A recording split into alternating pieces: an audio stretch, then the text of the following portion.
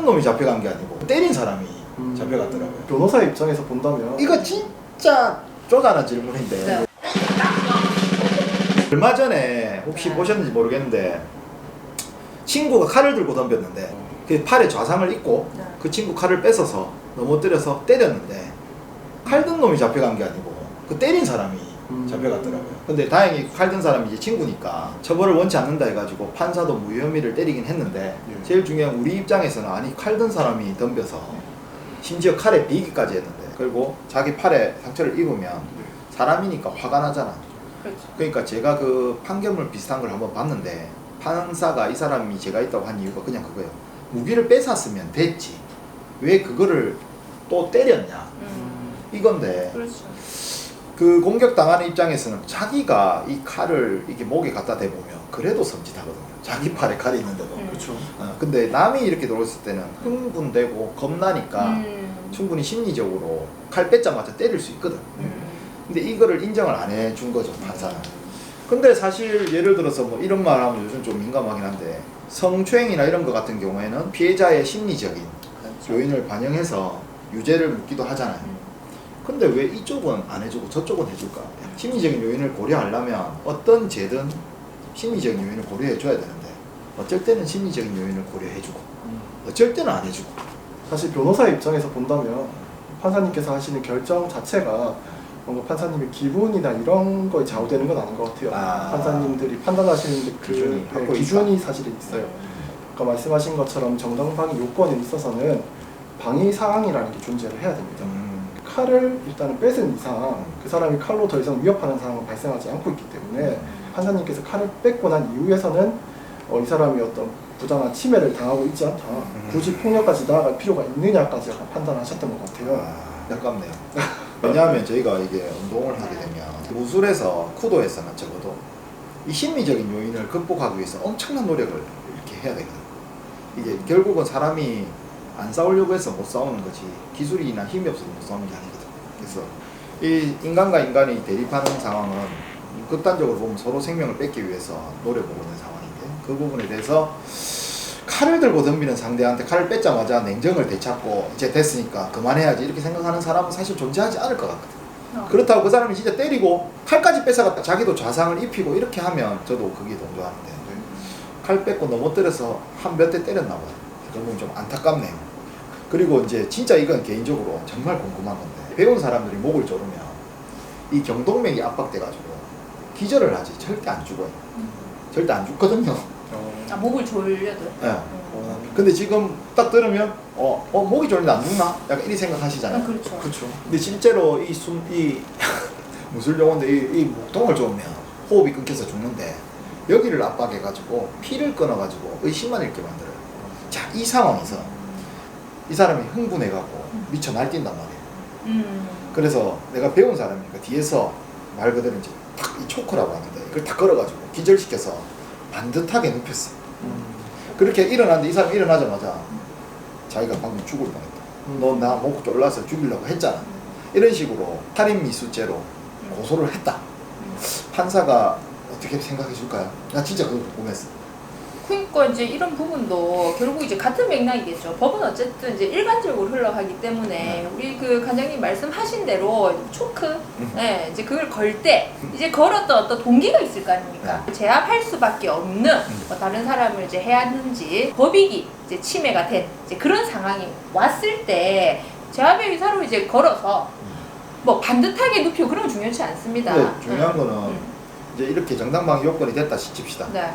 근데 죽이려고 할 것까지는 없었잖아. 이런 식으로. 분명히 나는 죽이려고 한 게 아니라 그냥 기절시키려고. 그러니까 이제 그쵸. 관장님은 제압하기 위해서. 근데 판사가 그런 전문적인 부분까지 생각을 해주냐 이거지. 초커는 죽지 않는다는 걸 알까요, 판사가? 그럴 경우에는 우리가 이렇게 전문가들, 이제 감정인들의 어떤 의견을 실제 저희 확인서나 이런 데 좀 제출을 하게 그렇게. 됩니다. 그런 분 싸움에 정확하게 우리 재판부에서 알지 못하기 때문에 대리인 같은 변호사들한테 의뢰를 잘 해야 되나? 그렇죠. 이게 전문가들을 많이 이제 섭외를 해서 이제 그런 상황적인 부분. 일단 폭행 사건에 가면은 변호사를 좋은 사람을 쓰고 경험 많은 사람을 쓰는 게 제일 중요하긴 한 것 같아요. 이 촉법 소년 요즘에 방송에도 막 나오는데 혹시 그 중학생 보셨습니까? 무서운 중학생들. 네. 무섭더라고요. 무서워요. 근데 그 변호사이기 전에 한 사람의 인간으로서 이 좀 답답한 구석이 있잖아요. 사실 그 애기들 범죄에 대해서 애기들이 하기도 무시무시한 애들이던데. 그렇죠. 네. 중학생만 돼도 키 180 넘고 있는 애들 많더라고요. 그렇죠. 근데 촉법소년이 뭐예요, 근데? 촉법. 우리가 이 범죄가 이제 성립이 되려면은 어떤 책임 능력이라는 게 있어야 됩니다. 비난 가능성이거든. 예, 그래서 어떤 정신 연령이 낮을 수 있거나, 예, 아니면은 어떤 판단 능력이 흐릿한. 자, 그래서 우리가 법에서는 14세 미만자, 14세 미만자. 많이죠. 그래서 14세 미만자는 책임 능력이 없다고 봅니다. 쉽게 말해서 이 친구들은 어떤 범죄를 저지른다 하더라도 비난의 가능성, 비난할 수가 없다는 거죠. 초등학교 5학년, 6학년들, 다른 외국에서는 이제 더 이제 심한 이제 범죄가 좀 극악무도한 범죄들이 네. 사실 있습니다. 네. 이제 그런 범죄들을 이제 저지른 이제 14세 미만에 있는 자들이 그런 범죄를 저질렀을 때 단순히 이제 책임 능력이 없는 걸로 인해서 처벌을 하지 않는다고 하면은 사회적 혼란이 크겠죠. 그렇기 때문에 우리 이제 소년법에서는 이제 촉법 소년이라고 해서 이제 그 연령대를 규정해 놓습니다. 그래서 이 친구들은 어느 정도의 뭐 형사적인 처벌보다는 어떤 이제 장래, 예방적으로 보호 처분이라고 하죠. 그래서 그 보호 처분의 대상이 되는 일정한 연령대가 있습니다. 그래서 그런 이제 소년들을 우리가 촉법 소년이라고 합니다. 그러면 이게 만약에 아까 만 14세인데 네. 만 14세 밑으로도 또 분류된 게 있나요? 뭐 그렇죠. 5세 이하 또 딴 게 또 있어요? 그렇죠. 그게 이제 우리가 촉법소년 기준으로 해서 10세부터 뭐 12세. 그다음에 이게 각각 이제 처분이 되는 게 다르고 이제 구분이 되는 일단 거죠. 만 14세 이하는 처벌받지 않는다. 반사적 처벌이 없다. 그렇죠. 와 어디까지 없습니까? 살인도 없습니까? 형사상으로 처벌을 받는다 하더라도 우리 성인 같은 경우에는 헌법 제250조 살인죄 같은 경우에는 뭐 사람을 살해한 자는 사형, 무기 5년 이상의 징역에 처한다라고 규정이 되어 있지만 5년입니까? 일단 기본적으로 법정에는 그렇습니다. 그러니까 보호해야 될 소년 같은 경우에는 사형, 무기징역에 관한 범죄를 저지른다 하더라도 최대가 15년. 아 가긴 가네? 그렇죠. 살인은 네. 촉법이라도. 근데 형사 미성년자는 기본적으로 일단 책임이 없습니다. 근데 그러면 만으로 따지면 중3, 중2까지는 이제 사고 쳐도 되네. 이제 그렇게 이제 기준이 이제 들어가는 거죠. 대구의 그 식당을 깨부순 애들이 잡혀가는 애도 있고 안 잡혀가는 애도 있겠네. 뭐 그것도 좀 나눠지겠죠. 아, 그 진짜 그렇게? 네네. 와, 생일 실제 지났으면. 그렇습니다. 실제 그래서 우리가 그럼 이거 진짜 쪼잔한 질문인데 네. 사고 친 날 기준이에요? 재판 받는 날 기준이에요? 생일이?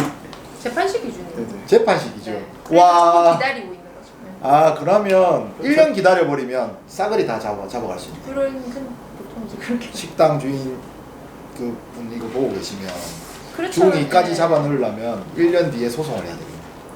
아, 근데 재판 기준 좀 이상한데요? 선생님, 변호사님. 네. 14세잖아. 네. 공소시효가 만약에 한 9년 된다, 한 8년 된다, 예를 들어서. 그럼 이불로 7년 뒤에 찾아가면 미성년자 다 잡아넣을 수 있겠네. 그러니까 이제 그런 식으로 이제 하기에는 이미 피해자들이 네. 아, 근데 할 수는 있네요. 그렇게 말씀하시면은 뭐 할수 예. 있습니다. 근데 책임 보통은 이제 안 이런 지셔도 경우에는 이런 경우에는 빈사람 갑니다. 그러면 이거는 이제 제 제자들 중에 이제 학교 선생님도 계신데 이 실제 사건에서 얘기를 들었는데 10대 애들이 이제 중학생들이 여자애 한 명을 이 술을 먹여가지고 강간, 성폭행을 해버렸어요.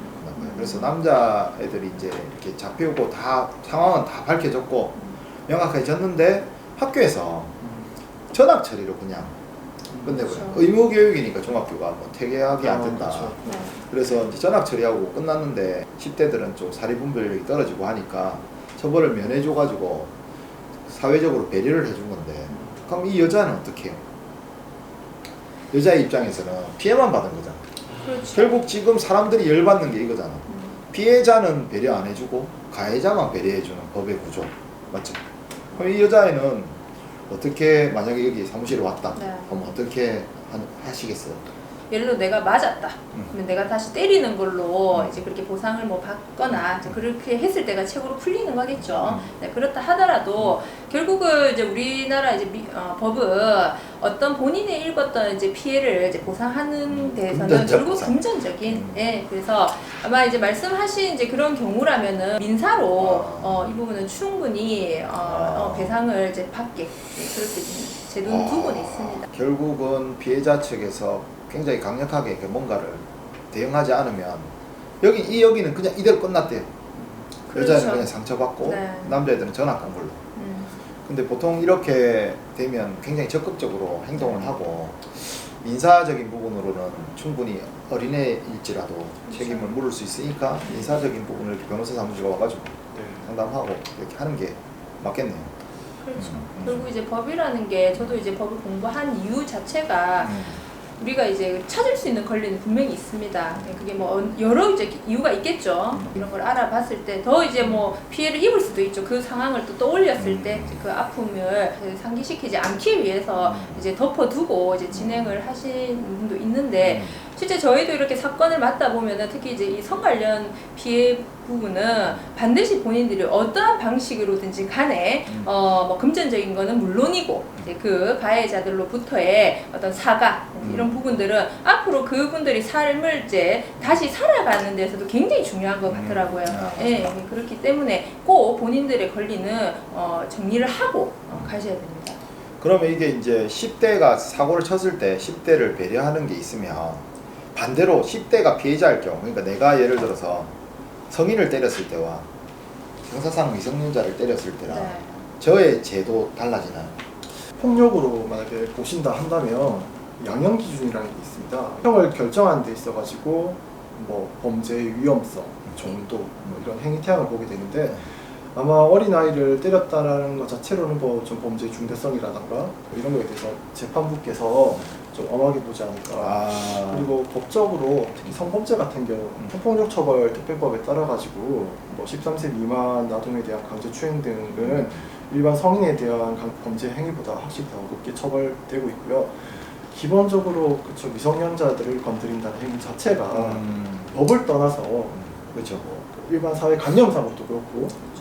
그러면 한 개 이거 마지막인데 그 10대들이 이제 군대를 가거든. 요즘 애들이 이런 말은 좀 약간 철이 없는데 요즘 19살, 20살 되면 이제 군대를 가잖아요. 네. 그럼 이거는 이제 실제 있었던 일이라서 제가 이거 여쭤보는데 군대에서 선임이 때렸어. 그래서 이게 골절이 와버렸어요. 심하게 부상을 입어서 군대에서도 이제 알게 됐는데 군대에서 이제 무마시켰단 말이지. 상관이 이제 자기 승진하고도 관계 있고 하니까. 그럼 이게 열받아서 제대를 하고 공소시효라는 게 충분하잖아요. 군대 해봤자 2년도 안 되니까. 나와서 사회에서 고소를 하면 이게 가능할까요? 충분히 가능하죠. 고소기간이 남아 있으니까. 그래요? 네, 근데 그때 군인이었잖아. 군인이라 하더라도 한 인가서로서 피해를 당한 사실은 변함이 없고요. 직업적인 이유만으로 어떤 범죄가 정당화되거나 내가 받은 피해가 뭐 내가 군인이라는 이유만으로 혹은 또는 내가 무도인이라는 이유만으로 이 피해를 감수해야 된다. 그렇게는 정하고 있지 않습니다. 사고 친 애들 잠 못 자겠는데 몇 년 뒤에도 고소하면 되네. 그 정도가 있으면 그렇죠. 뭐 입증 책임에 조금 문제가 있지 않을까 싶습니다. 시간이 지날수록 예. 근데 입증만 할 수 있으면 그렇죠. 주변 사람들 이제 사실 확인서. 그러면 이 군인일 때 서로 사고 친 거잖아. 네. 그러면 이때는 당연히 군법으로 가겠죠. 이때 만약 재판 갔으면. 네. 근데 한 명이 제대했다. 그러면 이거는 군법입니까? 이것도? 이게 보통은 우리가 이제 군형법이 적용될 때랑 일반 이제 형법이 적용이 이제 될 때 이제 피해자 입장에서 특히 이제 뭐 상간으로부터 이제 폭행이겠죠. 그럴 경우에는 일반 형법을 적용토록 합니다. 예, 그렇게 했을 때 피해자들이 좀 더 이제 보상을 받기에 편하기 때문에 실제 이제 뭐 군형법이 적용되면 이제 군사 재판이 열리는 건데 저희는 일단 이제 민사 재판으로 이제 진행을 하니까 예, 보통 이제 일반 민법으로 적용됩니다. 군대 있을 때 사고 쳐도 민법으로 그냥 할 수 있네요. 민법으로는 얼마든지 가능하죠. 민법은 어쨌든 민사적으로 피해를 금전적으로 회복하기 위한 절차이기 때문에 우리 이제 간장님 좀 때리셨나? 저는 공익 출신이라서 예. 맞을 시간이 없었어요. 가까운 경찰서 가셔가지고 편하게 신고하시면 이후 절차는 알아서 이제 진행되니까. 아 군대에서 맞은 게 제대하고 난 뒤에 지금 할 수 있다. 이거 진짜 좀 셉니다. 그렇죠. 문제를 삼을 수 이게 있죠. 지나간 일이라고 다 덮는 경우가 너무 많거든요. 사실은 뭐 예전 미투 사건 같은 경우에도 과거의 성범죄지만 시간이 지났지만 피해자들이 용기 내서 신고를 하고 처벌도 이루어지고 있지 않습니까? 아, 뭐 옛날에 같은 사고- 맥락이라고 보면 될 것 같습니다. 옛날에 사고 친 게 몇 개 생각나는데. 네. 하지 않겠죠. 하여튼 오늘 굉장히 재밌었습니다. 네. 근데 약간 요 질문이 좀 쪼잔하고 좀 그랬던 것 같았어요. 굉장히 디테일하고 저희가 이렇게 이제 그 폭행 관련된 이제 사실 사건을 많이 다룹니다. 네, 다뤘을 때 피해자 심정, 이제 가해자의 심정이 이렇게 디테일할 수가 있겠구나. 뭐 저희도 오히려 더 많이 배운 것 같습니다. 일반 이제 분들이 생각하실 수 있는 정말 궁금하신 질문들을 많이 해주셨고 네. 사실 법조인 입장에서도 사실 답변하기가 마냥 쉽진 않았어요.